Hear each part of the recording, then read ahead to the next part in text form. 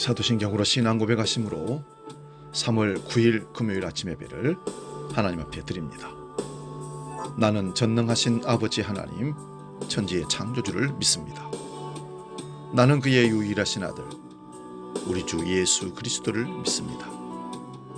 그는 성령으로 잉태되어 동정녀 마리아에게서 나시고 본디오 빌라도에게 고난을 받아 십자가에 못 박혀 죽으시고 장사된 지 사흘 만에 죽은 자 가운데서 다시 살아나셨으며 하늘에 오르시어 전능하신 아버지 하나님 우편에 앉아 계시다가 거기로부터 살아있는 자와 죽은 자를 심판하러 오십니다.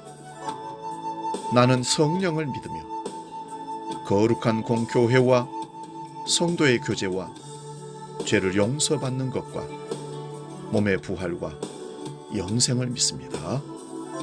아멘.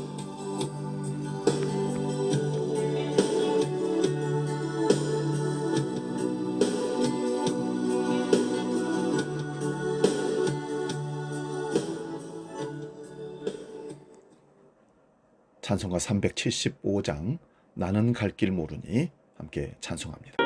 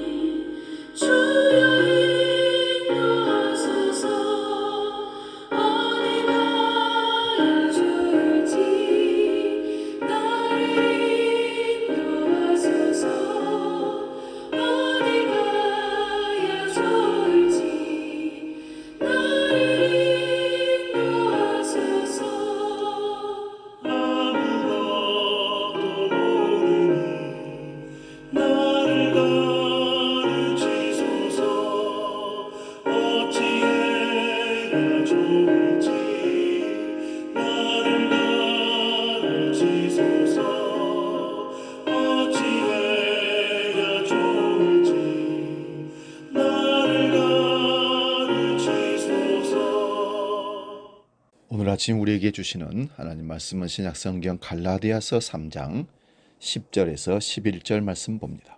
신약성경 305면에 있습니다. 이 말씀 봉독할 때에 살아계신 주님의 음성을 들을 수 있기 바랍니다. 갈라디아서 3장 10절에서 11절 말씀 지금 봉독합니다. 무릇 율법 행위에 속한 자들은 저주 아래 있나니 기록된 바 누구든지 율법책에 기록된 대로 모든 일을 항상 행하지 아니하는 자는 저주 아래에 있는 자라 하였습니다. 또 하나님 앞에서 아무도 율법으로 말미암아 의롭게 되지 못할 것이 분명하니 이는 의인은 믿음으로 살리라 하였음이니라. 아멘. 오늘 봉독한 말씀으로 원점에서 이런 제목으로 말씀의 은혜를 나눕니다.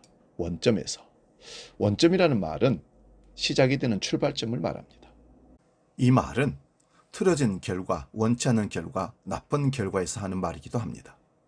다시 의기투합해서 실수를 많이 하고 마음을 다잡은 상태에서 원점에서 다시 시작한다고 합니다.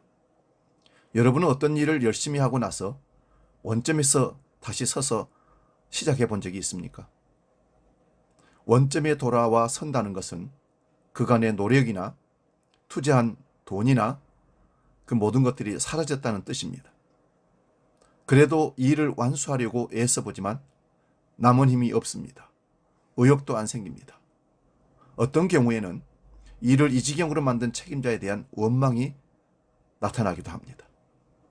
만일 책임자가 자신이라면 스스로 극도의 한심함을 느낄 겁니다.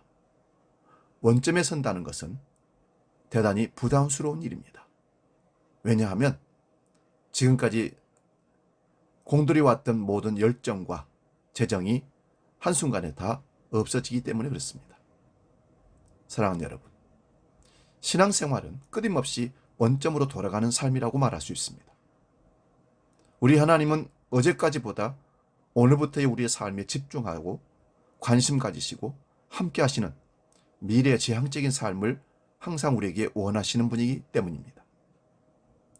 신앙생활 중에 특별히 율법과 믿음의 관계 가운데 우리는 원점으로 돌아오는 난감한 경험을 많이 합니다. 장로교의 신앙교육서를 보면 하나님께서 사람에게 요구하시는 본분은 그 나타내 보이시는 뜻에 복종하는 것이라고 규정하고 있습니다. 그런데 타락한 이후 인간들은 이 세상에서 하나님의 계명을 완전히 지킬 수 없으며 말과 생각과 행위로 날마다 그 계명을 범한다고 말합니다. 우리를 다시 원점으로 돌려넣는다는 말씀입니다. 계명을 지키는 것이 의무인데 계명을 완수할 수 없다고 가르치기 때문에 이게 다시 원점으로 돌아간다는 뜻입니다. 이 가르침은 오늘 본문의 내용과 일치합니다. 성경은 하나님의 뜻에 순종하지 못한 자신을 깨닫게 합니다. 참된 성도라면 그 깨달음 이후 이제부터 하나님께서 요구하시는 본분을 지키겠다고 다짐합니다. 우리가 연말 연시를 당하면 그런 각오를 많이 해봅니다. 돌아보니 여전히 크고 작은 죄가 우리에게 있습니다. 이런 과정이 매년, 매주, 매일 반복됩니다. 이윽고 안 되는 건가 하고 한탄하기도 합니다. 말 그대로 원점에 서 있는 자신을 발견한다는 말씀입니다.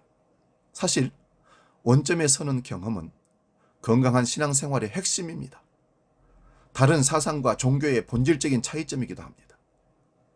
복음은 우리로 하여금 끊임없이 원점으로 가서 서게 만듭니다.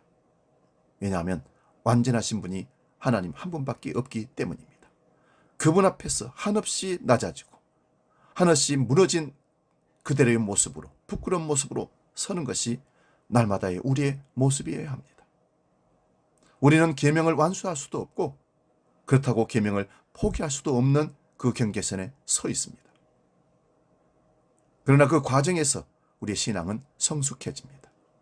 여러분, 콩나물을 시루에다가 앉히고 날마다 물을 주는데 물이 다 빠져나가 버립니다. 그러나 콩나물은 시간이 가면서 싹이 나고 쑥쑥 자라는 것을 봅니다.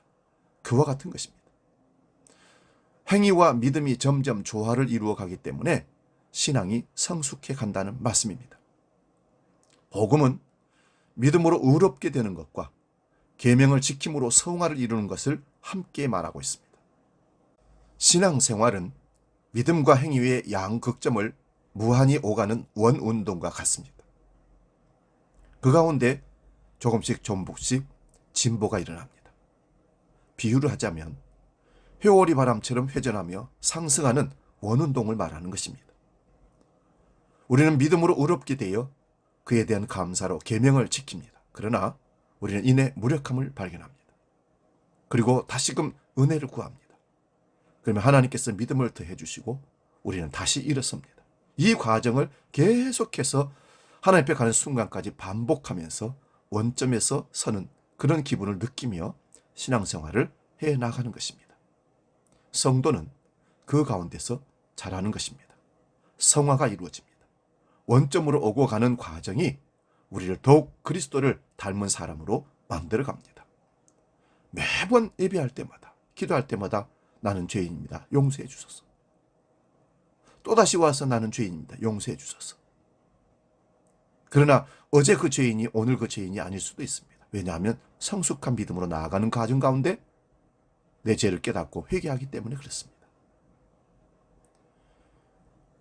사랑하는 여러분, 근심하지 마시기 바랍니다. 힘을 내십시오.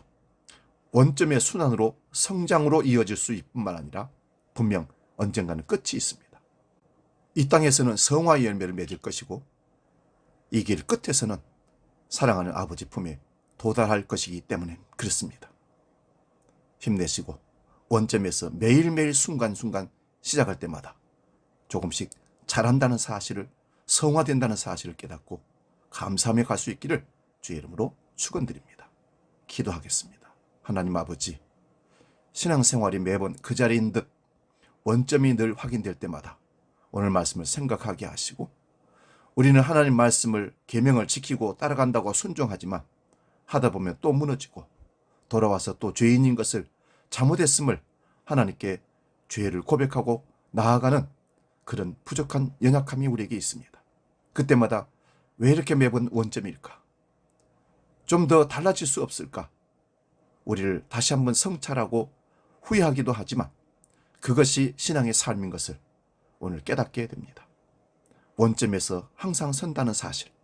그러나 그 원점은 조금씩 송화되고 성장한다는 사실을 깨닫고 날마다 감사하며 기도하게 하시고 말씀 보게 하시고 예배할 수 있도록 우리를 이끌어 주시옵소서.